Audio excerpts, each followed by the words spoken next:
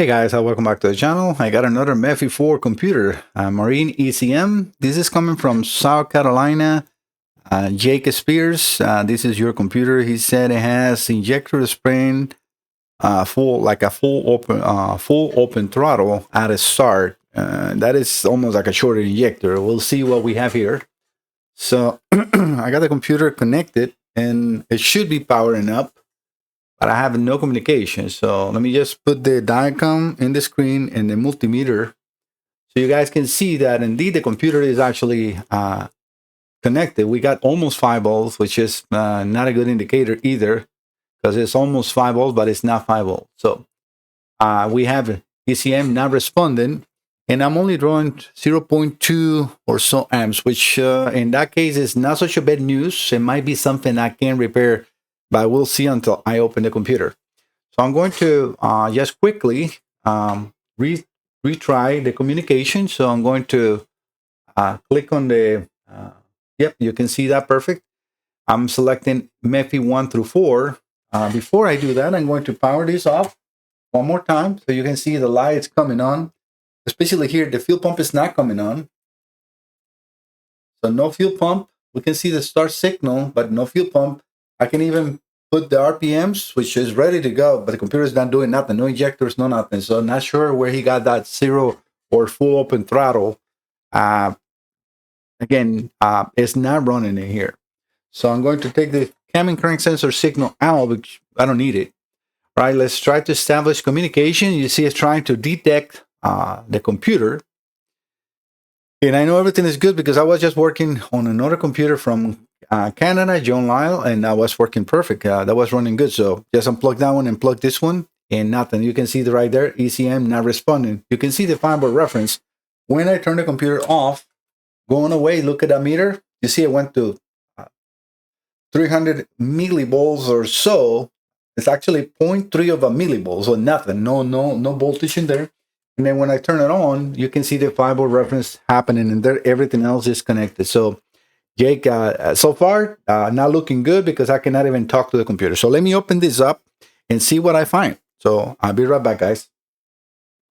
All right, guys, I got the computer open. Let's do a test. So I got the multimeter connected, and I have another lead. So this is a very fine tip that I can use in order to do my test, and I want to share, the findings. All right, so we're going to be looking into battery voltages and main rails. So let me power this up. Again, we'll see what we got here. So I'm going to put it short. Let me see if I have a longer one. 1 second, guys. All right, change the lead. This is a little longer. So let's see what values we have here. I will read the values that I have recorded. I'm going to start close or in the voltage regulating area to make sure that we got everything we need here. And I will give a little time because this is a very accurate meter, but it's also a little slow to capture.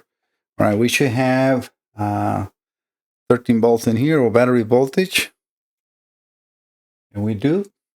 We should have 6.3 volts in here. We got 12.37. That is already no good. We should have battery voltage in here, 12.4 or so. And we do. We should have, let me get the microscope so I can see what I'm poking, because this is a little on the smaller end. Make sure that arm is not too much in your way. I can do so. We should have, let me see, 3.3 volts in here. We got 3.25, so not so bad. We should have 5 volts in here. We got a little low, but we have it. Let me see. So the 6.3 is 12 volts. So we should have 6.3 here too. And we got 12.4 volts. So that is definitely a problem. Let's see if we're missing any of the 5-volt reference. We should have 5 volt in here. 4.8, a little low, but not so bad. We should have 3.4 here. 3.24, a little low, but it's there. We should have a 5 volt in here. 4.88, so almost there. We should have another 5 volts in here.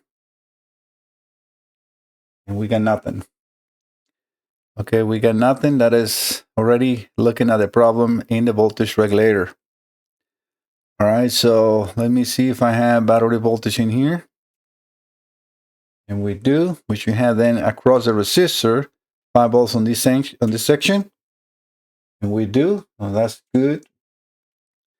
Which you have, let me see, 2.8 volts in here. And we do almost got it, so that is looking not so bad for the computer. That should be 5 volts, and it is. So let me go over to the microprocessor itself. All right, so let me make sure we have the voltages that the micro needs, which you have a 5 volt outside, 4.86, which you have a 3.3 on the inside. We almost have it. So the micro is not cooked because the voltages are good. This should be just a ground path. And it's good. We got 4 millivolts, so that's a very good ground. Let me check the voltage regulator here, because there's another voltage regulator in here that is actuated with the 5 volts. So we should have 11.6 in here. And we do. We should have 12.4 on this one. And we do. Give me 1 second, guys.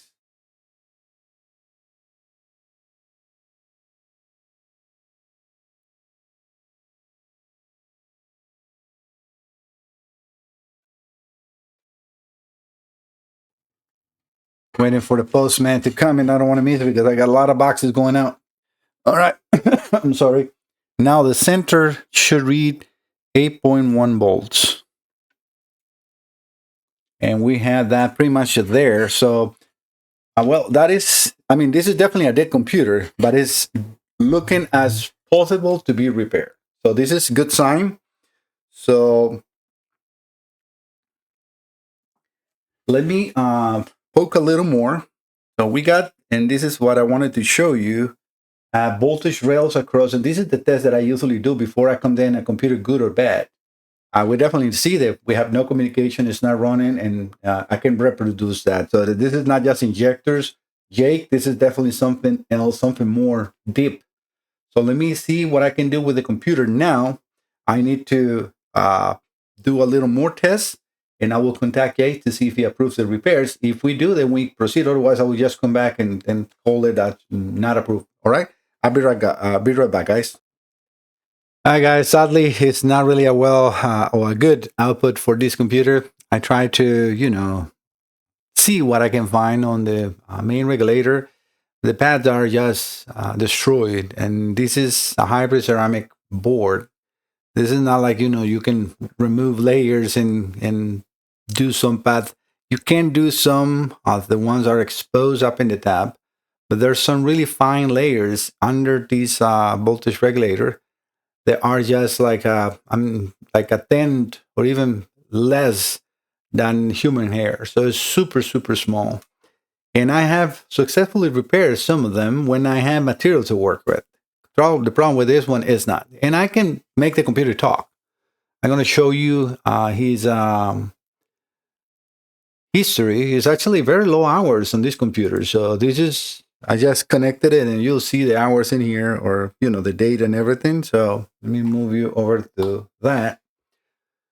Yep, the calibration on this computer is a 7E8D, and it has only 17.1 hours. So this is sadly, you can see right there, 17.1 hours. This is the calibration checksum 7E8D.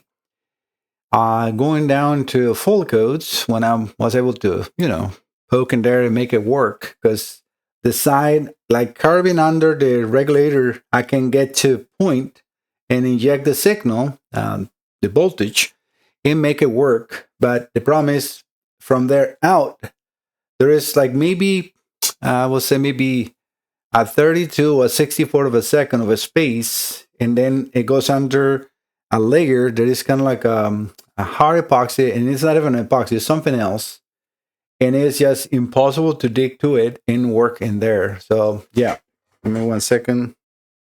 Yeah, I'm looking for the have my cameras in there so I can see if the mailman shows up. But yeah, as you can see, also we have some other problems. I mean, the fuel pump, actually, the driver on the fuel pump on this computer is good, and I was able to see it doing the prime. So that pump low open is probably when it happens. When I lose the connection. But it has also injector A low and A and B low open. So this is not just that; it's something else more. Again, if you watched the last video, I just did a very good diagnostics on John Lyle from Canada. It's a different Indmar, but it is the same situations that we have experienced on, or I have experienced on these MEFIs that end up damaging the boards is a lot of the times the injectors. And not just injectors, it's injectors, grounds in the computer, so grounds in the boat that end up damaging the board. It cooks the regulator because, again, all the ground pads are shared internally in this computer. So if we have noises like that, there are high spikes. It can corrupt the memory. It can damage the signal pads. Like in this case, you could see it looks like it's like a pitted board, and it's that. So nothing I can do in here, Jacob. I'm sorry, but your module cannot be repaired. So as you see, I can make it talk, but I cannot repair it. Even though I have the availability to make it talk for by me providing the signal voltage right where it needs to be done, I cannot fix the pad. There's no room, and there is that material that cannot be. It will be pretty much breaking. It's ceramic, right? So, and that is the problem. If it would be a regular board, I can dig into it and then make a new pad. In that section, exactly where this is where the damage in your board is I cannot repair it. I'm sorry, guys, but yeah, this is the end of the video. I'm going to contact Gecko just to send the computer back and collect the test fee, but I try my best. I spend hours already trying to see if I can make it work because these are expensive modules. And yeah, I'm trying to help as much as I can people around the world in the United States, but there is always the limitation, right? All right, guys, if you're here on the channel and you haven't subscribed, please do. That will really help my small business be shown. When you subscribe, YouTube promotes more of my videos, and that's how you find me, and others will too. It's for free, so if you do, thank you so much. All right, see you next time. Bye-bye.